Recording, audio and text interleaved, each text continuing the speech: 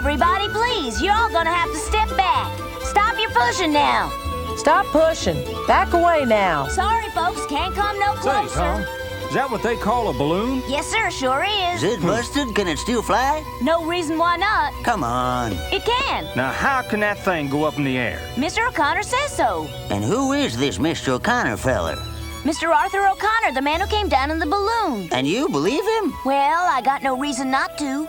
Now, Tom, Mr. O'Connor got hurt when he landed, didn't he? Yes, but not bad. I think this accident was an omen as a warning to him. Huh?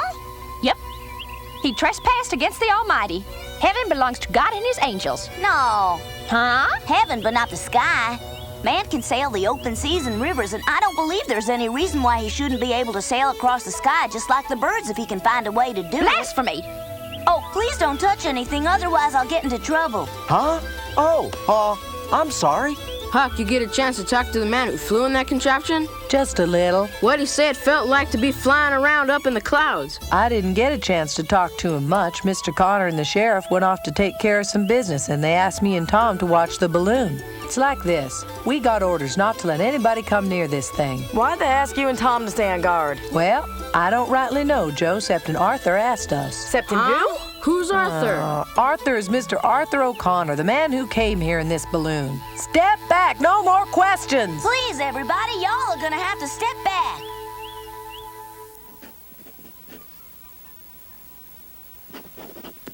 There, this should explain everything. Pat, listen. This is to go to the Army Ordnance Laboratory in Chicago. I'm much obliged for you taking it. It's important for us to get it there as soon as possible, so you'll have to ride hard and fast. Don't you worry, I'll get it there. About how long do you think it'll take you? The sooner the better. Well, I'll do my best, and I'll try to ride all night. Tomorrow night, maybe? Oh, no, sir, not that quick. Maybe the day after tomorrow, but it might get there sooner by stagecoach from Springfield. You better take whatever route you think is best. Is there anything else I ought to know, sir? Let me see. Yes, when you arrive at the laboratory, ask to see a Captain Bond. He's the chief of the balloon squadron, or a Dr. Masterson, who's the designer and chief engineer on the project. In my letter, I didn't go into many details, only that I was caught by a gust of wind. Tell them more and answer whatever questions they may have about my mishap. I understand. Sheriff Collins, I'm off to Chicago. Good luck and Godspeed. Oh, Pat, wait. Of course, they'll know I'm alive because of the letter, but be sure to tell them I'm also in good spirits, will ya? I'll tell them, Mr. O'Connor, but you had better be seeing a doctor pretty soon, because your forehead's starting to bleed again. He's right. Is it? Well, I'm off. Wait, I'll see you off.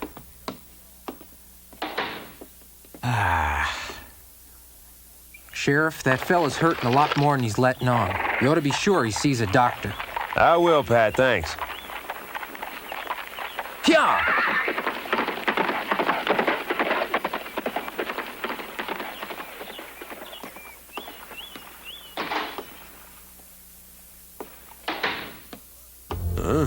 Mr. O'Connor! Mr. O'Connor!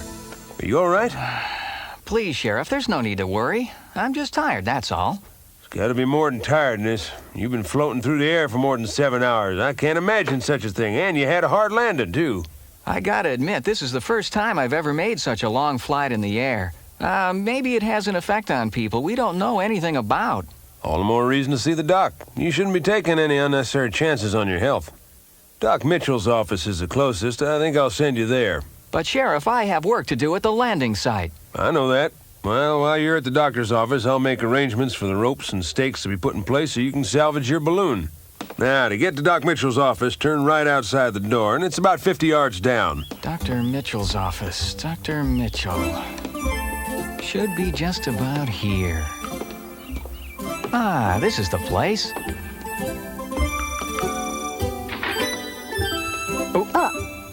I'm sorry. I beg your pardon.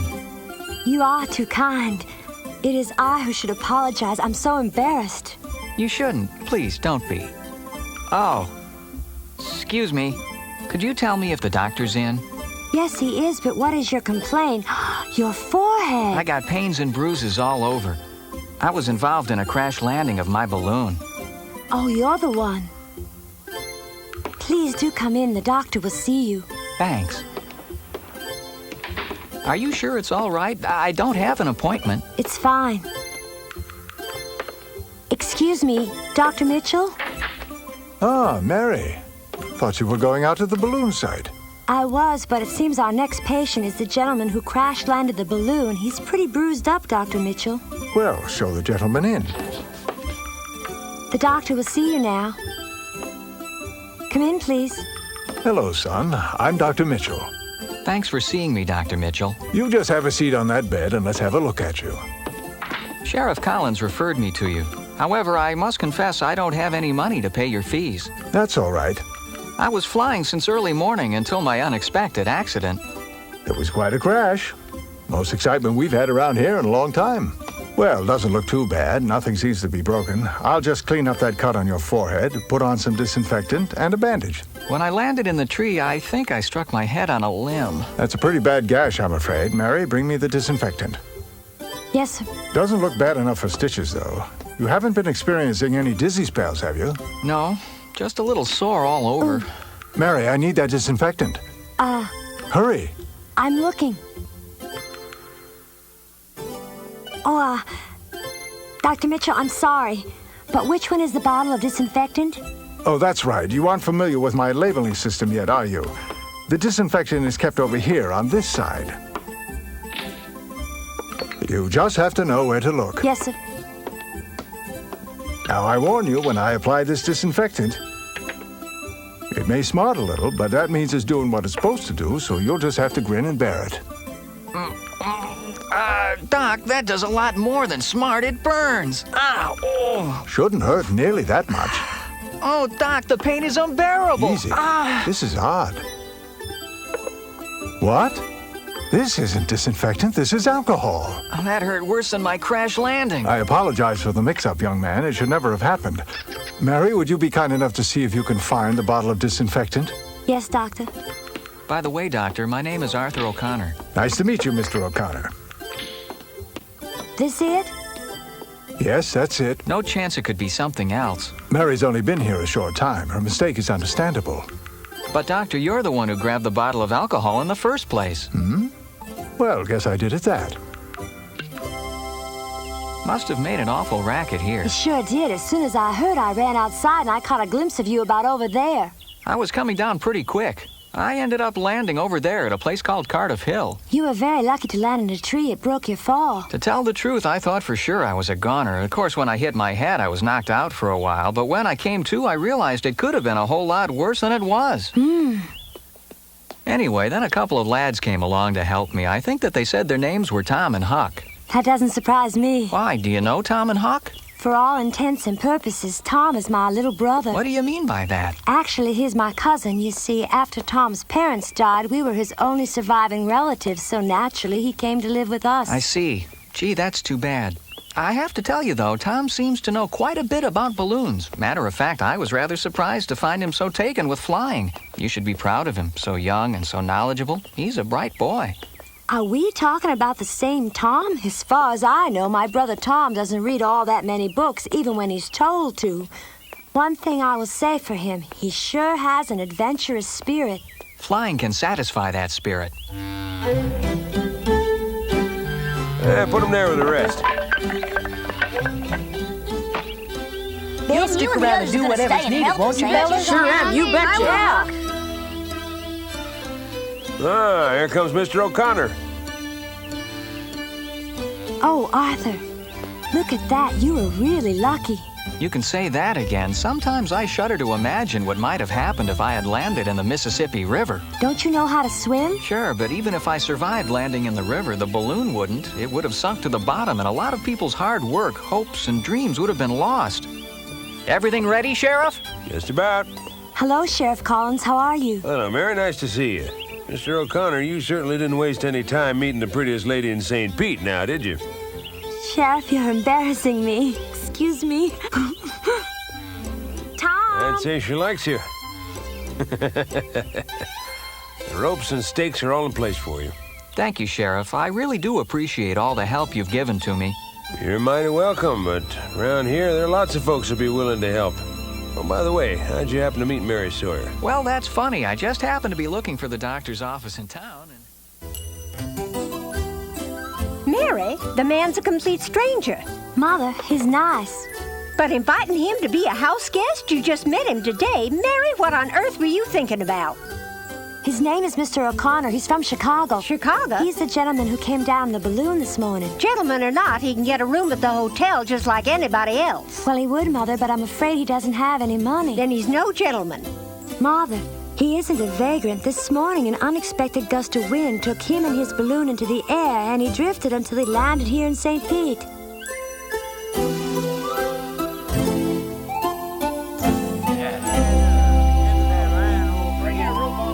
Make sure the lines are tight. Yeah. Give it a tug now. Ow! Okay, Huck, tie her down. Tied up real secure now. Here, let me give you a hand. This way, Freddie. All right, tie that off. Hand out of there. Secure it. There you go. There you go. Good. Secure? It's secure. There, that ought to hold her no matter how hard the wind may howl. Good. We're finished. I want to thank you and everybody. You all worked hard, and I want you to know I appreciate it a lot. How come we tied it down laying on its side like this? Why is that so much better? Why couldn't we just tie the basket down real good? The balloon couldn't fly away then, could it? Whether it's laying on its side or not doesn't make any difference, Tom. The balloon just doesn't have the power to float in the air without activating the burner. I don't understand. It can't fly because the air inside the balloon is cooled, and the air has to be hot to fly. How does the air being hot make it float in the air? Well, do any of you know about science, especially physics? Well, I sure as heck don't. Me either. Do you? Never heard of it. Well, if you study physics, one of the first things you'll learn is that air has a tendency to become lighter after it's heated. Air is lighter after it's warmed up. So that means... I get it. That's why the balloon can fly, because it's lighter than the air. Explain it to me, Tom. Yes. Well... It's something that does take study. Yeah. Excuse me, Mr. O'Connor, you finished? Yes, I am. Why, Sheriff? I'd like to invite you to join me and the missus for supper. That's very kind of you, Sheriff, but I have to decline your invitation. You see, I have a previous engagement for dinner this evening. A previous engagement? Hey,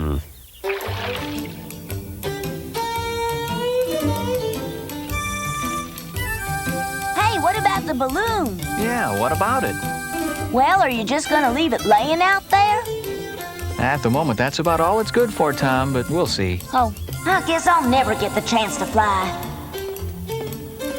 Well, would you care to make a suggestion? If you could just get it to fly, I sure would like to go up with you the next time. That's impossible without being able to heat the air. But there's gotta be a way we could heat it up somehow. There is, but it'd be very hard to do. Arthur, wait. You just gotta fly the balloon again so you can take me up in it with you. Please, Arthur, if it's the last thing I ever do, I gotta fly. I can't explain, but I have to do it. My, isn't that interesting? But if you flew the thing here from Chicago, I don't understand why you can't just get in it and fly right back again.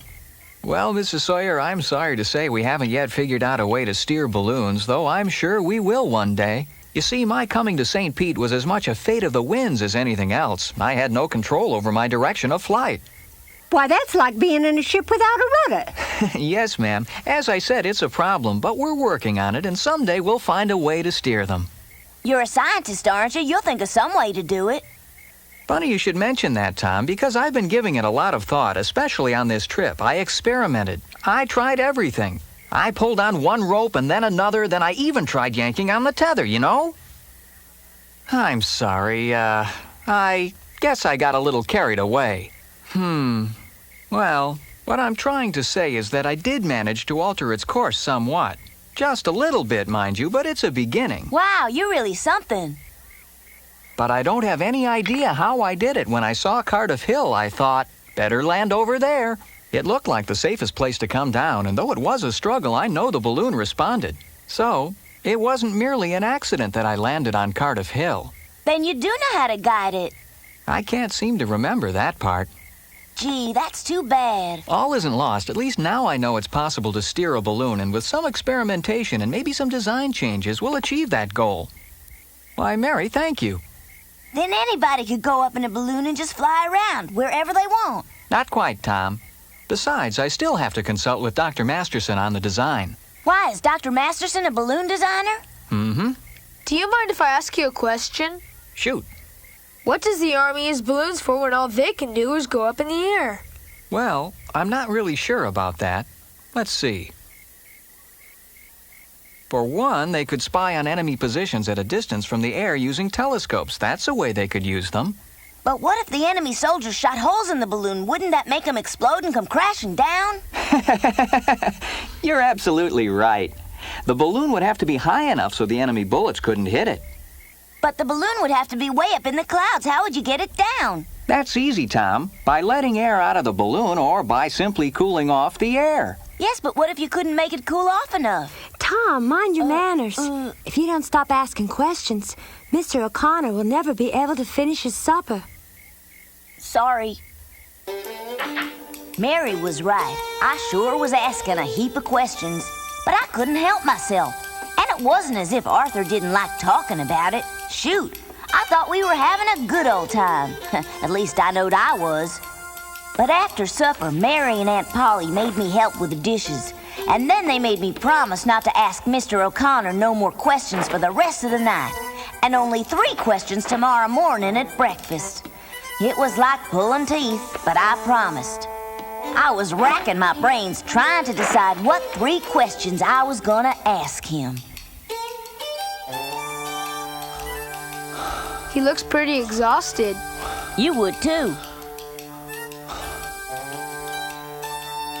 Do you think he might have been frightened? Nah.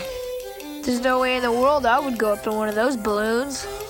There's no way you'd do anything adventurous in a balloon or otherwise. But I can't wait for the day I get to fly in one. It'd be more fun than a greased pig. I think it's dumb. I think you're dumb and stupid if you aren't scared to fly. Oh, I'm plenty scared of flying in it. But I wouldn't let that stop me from finding out what it's like to touch the clouds or see the earth the way an eagle does. Yeah, but what if you came crashing down? You don't go up if you're gonna be worrying about it.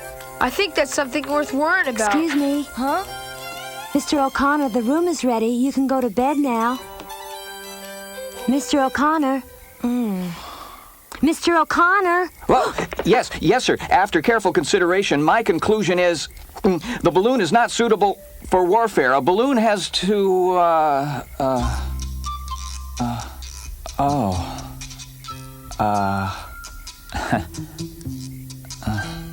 Excuse me, I was dreaming we were at war and the president had turned to me for advice. Perfectly all right.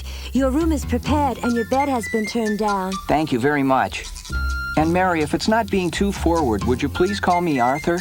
All right. I hope you don't mind sharing a room with the boys, but that's the only place to put you. Oh, not at all, ma'am. If you'll excuse me, I'm going to go to bed. Night, everybody. Night, boys. Night, Good Mr. night, O'Connor.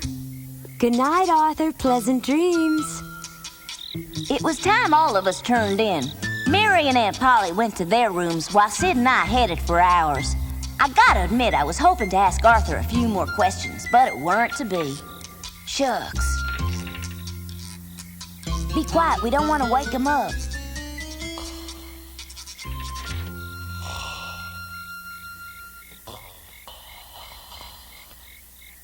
It's sure been an exciting day. I wonder what tomorrow has in store for us. Now, Sid, there's something we gotta discuss. What are you talking about, Tom? You and I ain't slept together in the same bed for some time. And well... So what's the big deal? We used to all the time. Yeah, but you toss and turn a lot more nowadays than you used to. And I don't want you hogging the blankets, that's all I'm saying. Golly, look at him. It must really take a lot out of you to fly a balloon.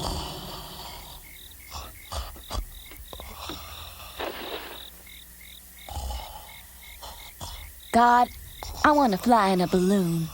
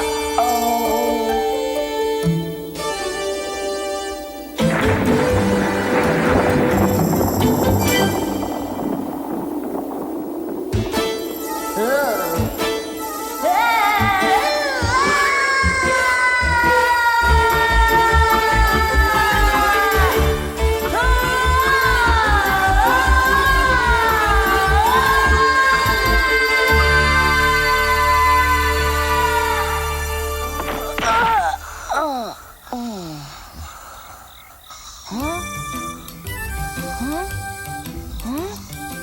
Oh. Sid, move it. I'm trying to sleep, Tom. Yeah. I had a scary fall from the sky, but it was just a dream. I'm not afraid of flying, Arthur. I really want to fly in that balloon. There's just gotta be a way Arthur can help me. I hope. Move, Sid. Yep, as far as I was concerned, tomorrow was gonna be the day that I was gonna fly.